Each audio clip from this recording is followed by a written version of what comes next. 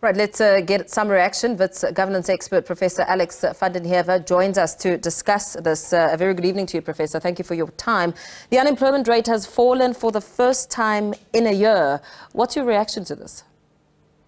Well, this is a quarter-on-quarter improvement, but when you look on the year-on-year change, it's actually not a very significant improvement at all. And there are, for instance, we would see on a year-on-year basis, formal sector employment declining by 0.2%. So although there was a 1.1% improvement on the sort of the quarter-on-quarter change, when we look at it from an annual basis, it's actually a decline. And when we see formal sector employment declining, that's really our productive sectors that are not performing. And the informal, much of the employment growth comes from informal sector workers, which are in relatively low value add parts of the economy. So from an economic growth perspective, that it amounts to very little. So this is still a worrying picture. Overall employment is not really improving, and this is in line with the fact that economic growth is really still quite sluggish and potentially still affected by a lot of what government has done wrong actually in the past decade or so, where we're facing a number of real constraints on the enabling environment for the private sector to grow. Yeah.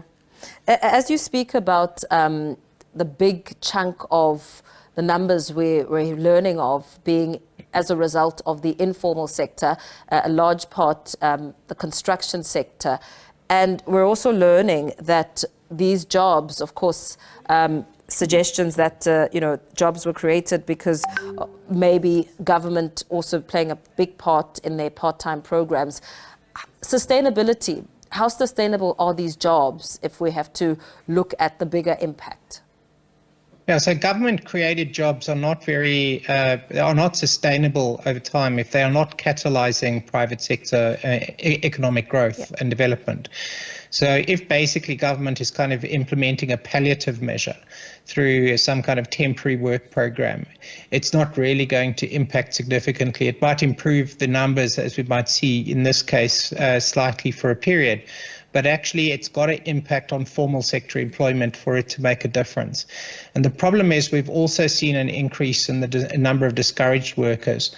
So that number goes up to sort of 3.4 million people that are discouraged. So they're they're outside of the count of the unemployment calculus, which is actually improper, because in fact those are people who've just given up looking for work as opposed to not wanting work. So we've actually got a very significant unemployment level in South Africa, and it's not really improving. Government really has to impact on private sector growth and private sector employment growth in high productivity sectors. It's going to be driven by things like infrastructure, but proper infrastructure, where we're actually building things that enable the economy to work better and faster. So for instance, if the rail system and the logistics systems were functioning efficiently, then we would see exports able to impact again at the previous levels. If we see our the electricity sector, water sector, all of those functioning properly, it would enable a lot of other economic growth. We're also potentially seeing in certain key areas, disinvestment starting to materialize in areas like Gauteng and Johannesburg because of very poor infrastructure maintenance and basically a decline in overall governance of the city, which is one of our major growth hubs. So that will impact and can impact down the line on improved employment growth. We are, by contrast, seeing the Western Cape growing, and employment growth has actually gone up in that sector, probably also because of significantly better governance in the city that is managing the sort of the inward migration and economic growth in that area. So there's a contrast. We're seeing a decline in Gauteng and an improvement in the Western Cape. But that doesn't help the country. What about, pardon the interruption, what about the impact of the GNU? Because, I mean, as we listen to President Cyril Ramaphosa traveling across the world, I mean, in the US, he spoke about this new change and how that is how the world should see South Africa as being ready and pledging to turn South Africa into a building site. because of the impact of the GNU? Well, I think we hope to see that, but it's got to impact. We're not seeing it in Johannesburg, and that is a problem. And we really have to get provinces like Gauteng into another sort of mode to get that kind of impact occurring. So the GNU is impacting on national decision making, but the problem is a lot of some of South Africa's important economic growth depends on provincial and local government, and those aren't really falling under the GNU framework.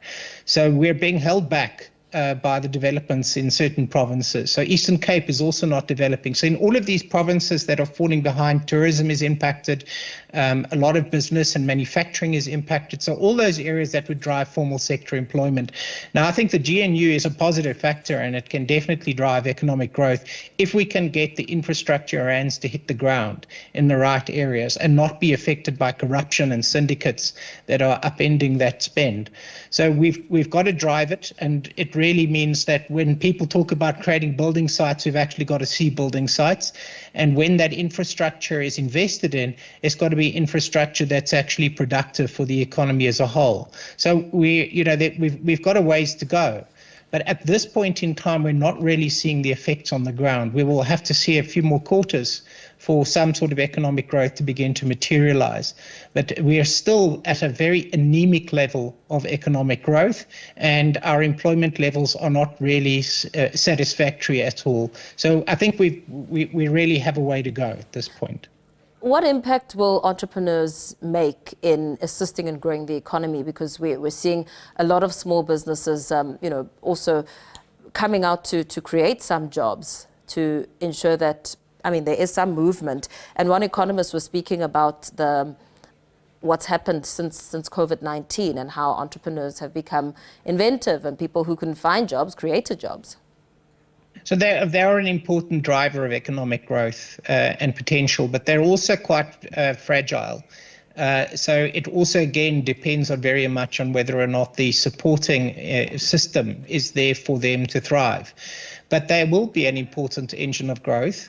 Some of them might be classified as informal sector workers as well. Self-employed people with one or two workers would be an entrepreneurial activity driving a part of the economy.